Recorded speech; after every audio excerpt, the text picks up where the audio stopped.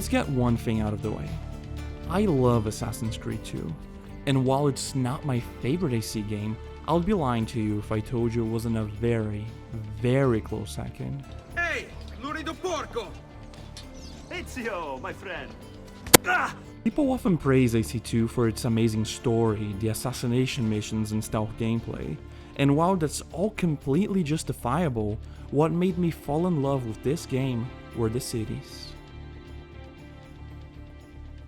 Florence, San Gimignano, Venice, they all offer completely different experiences from one another, with level design encouraging different styles of parkour and movement expression. So today, I'm gonna break down how the level design makes each of these cities so unique, and how each of them teaches the player different parkour mechanics, some of which you probably never heard about. This is how Assassin's Creed 2 turned Renaissance Italy into the greatest parkour playground ever built.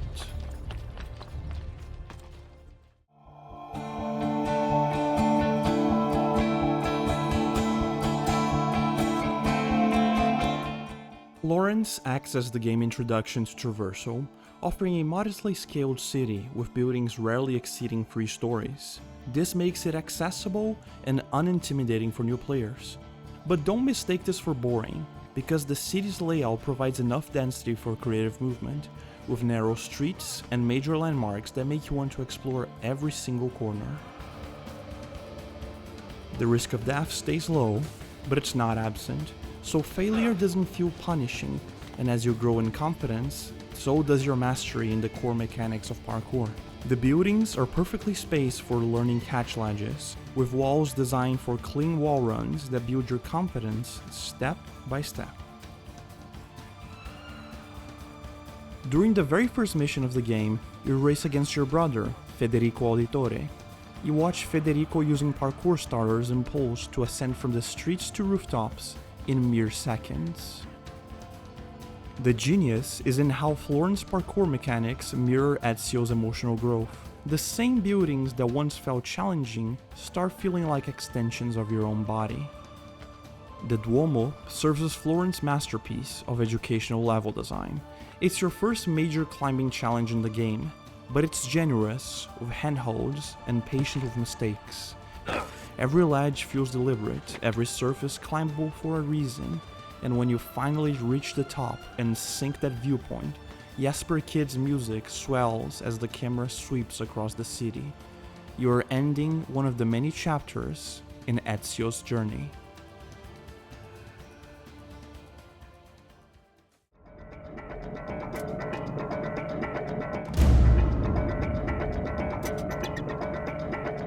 Where Florence acted as a tutorial, Tuscany assumes you've mastered the basic parkour mechanics. And no location in AC2 makes you feel the consequences of failure quite like San Gimignano.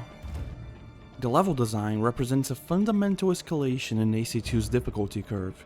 The city of towers punishes your every mistake. Where Florence kept you close to the ground with buildings rarely exceeding 3 stories, San Gimignano forces you to operate at impossible heights, where every missed input will have real consequences. The stakes transform every handhold into a crucial decision point. But it's not just the height that matters, it's how San Gimignano uses that verticality to test your creativity. Some handholds are placed in awkward spots, forcing players to master wall catches by combining leaps with lateral ledge grabs. Towers are spaced at maximum distance, requiring you to nail every jump and wall run. There is no room for error when you're 5 stories up in the sky. Backjacks become absolutely crucial when navigating between towers positioned right next to each other. The city creates what I call consequence layering. Miss a catch ledge in Florence, and you drop a story. Miss one in San Gimignano, and you're dead. But despite what you think, this isn't about making the game harder. It's about making success feel meaningful. The towers force you to think 10 steps ahead. You're not just planning your next handhold, you're mapping entire parkour sequences in a route that could kill you with a single mistake.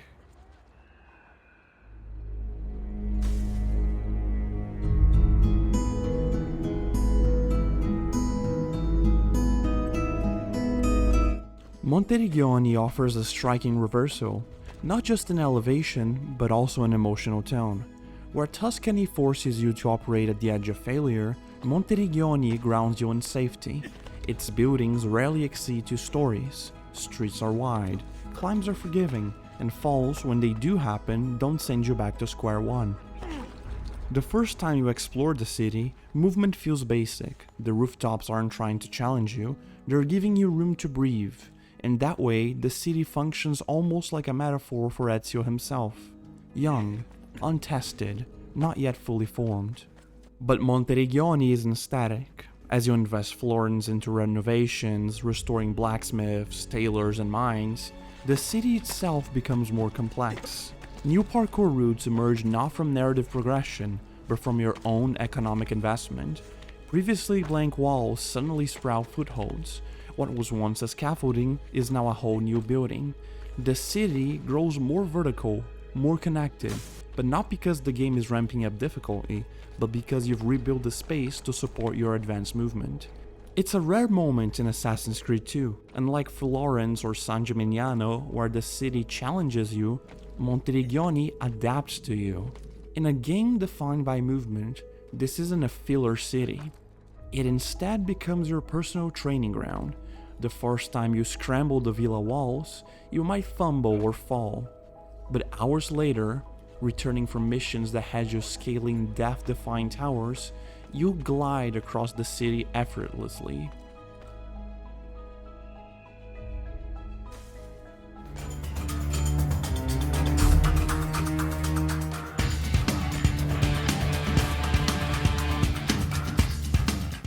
Forlì is the middle child of AC2 cities.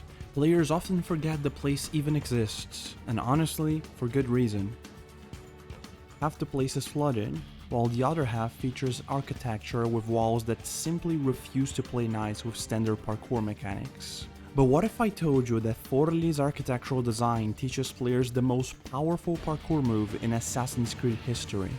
When a wall run isn't enough to reach the top, what you must then do is side eject at the apex of a wall run to grab a pole or beam. Then, immediately chain into another wall run from the higher position, string these sequences together, wall run, side eject, wall run, side eject, and congratulations, you've just discovered the fastest climbing method in Assassin's Creed history. But what makes this technique brilliant is that the game never bothers teaching it to you. Unlike Florence's patient tutorials or San Gimignano's deliberate challenges, Forlì dumps you into its architectural mess and expects you to figure it out. So you either innovate or you stay stuck.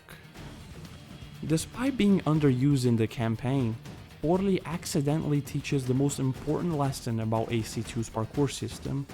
Sometimes the most elegant solutions come not from following the intended path, but from refusing to accept limitations.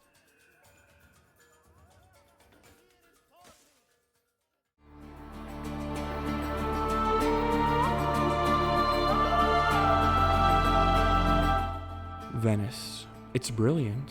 It's not only the best city in Assassin's Creed 2, but as far as parkour goes, it might be the greatest city in the franchise. Every rooftop is at least 5 stories tall, making catch ledges essential. Parkour starters are everywhere, and poles and scaffolding stand ready for side ejects. Venice is a city built for every single parkour move in the series.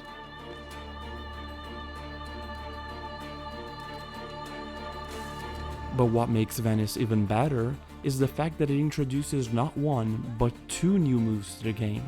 Enter the swing dive. No, your eyes are not deceiving you.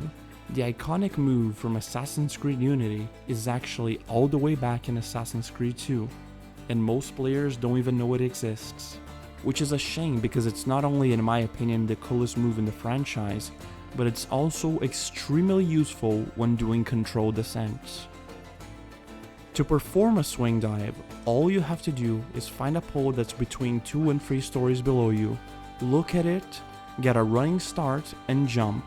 9 times out of 10, you'll swing dive.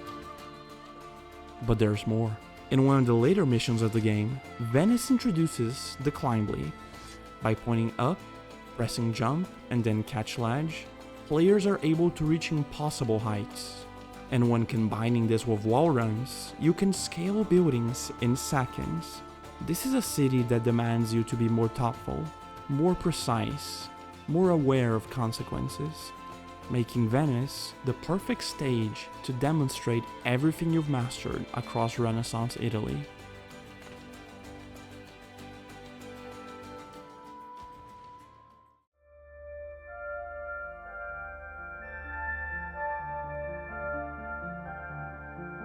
Ubisoft back in Assassin's Creed 2 understood something that most developers today have completely forgotten. Your playground is only as good as how it makes you feel when you're moving through it. Florence taught you confidence, San Gimignano made every success feel earned, Monteriggioni adapted to you, Forlì forced you to get creative, and Venice let you show off everything you've learned. Each city demanding something different from you as a player. That's level design that actually respects your intelligence and your growth. Modern Assassin's Creed games give you bigger maps, more icons, fancier graphics. And for what? When was the last time a city in this franchise made you feel something? When did architecture last teach you a new parkour move? Every catch ledge, every swing dive, every side eject served a purpose beyond just looking cool. Because these cities shaped you as much as you shaped them. That's what made this game so special, and that's what we lost somewhere along the way.